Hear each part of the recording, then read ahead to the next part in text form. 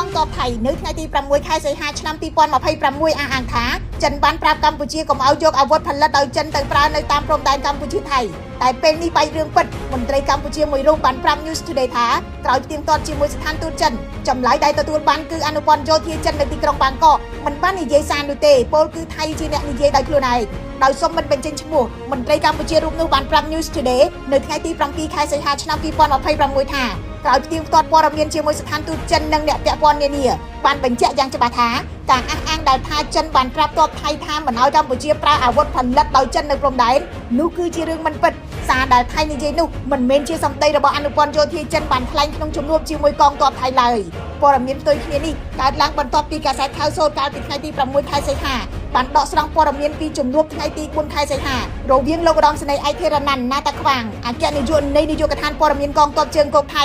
និងលោកឧត្តមសេនីយ៍តូហ្សាងលីនហុងអនុព័ន្ធយោធាចិនប្រចាំប្រទេសថៃតាមការរៀបរាប់របស់កងទ័ពថៃភាគីចិនបានបដិសេធថាទីក្រុងប៉េកាំងមិនបានផ្គត់ផ្គង់អាវុធដើម្បីគ្រប់គ្រងប្រតិបត្តិការយោធាថ្មីៗរបស់កម្ពុជាទេ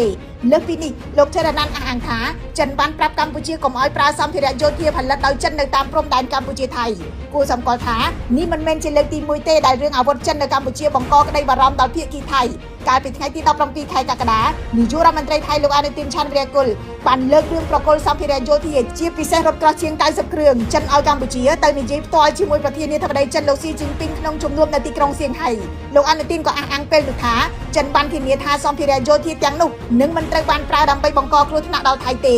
មន្ត្រីកម្ពុជាដដែលនិយាយថាក្នុងការផ្ទៀងផ្ទាត់អំណះអំណាងរបស់ថៃភាគីចិនបានបញ្ជាក់ពីឆន្ទៈស្មោះត្រង់របស់ខ្លួនក្នុងការជំរុញសន្តិភាពកិច្ចសន្ទនានិងទំនាក់ទំនងល្អរវាងប្រទេសជិតខាងខ្ញុំរស់សុភាពី News Today NT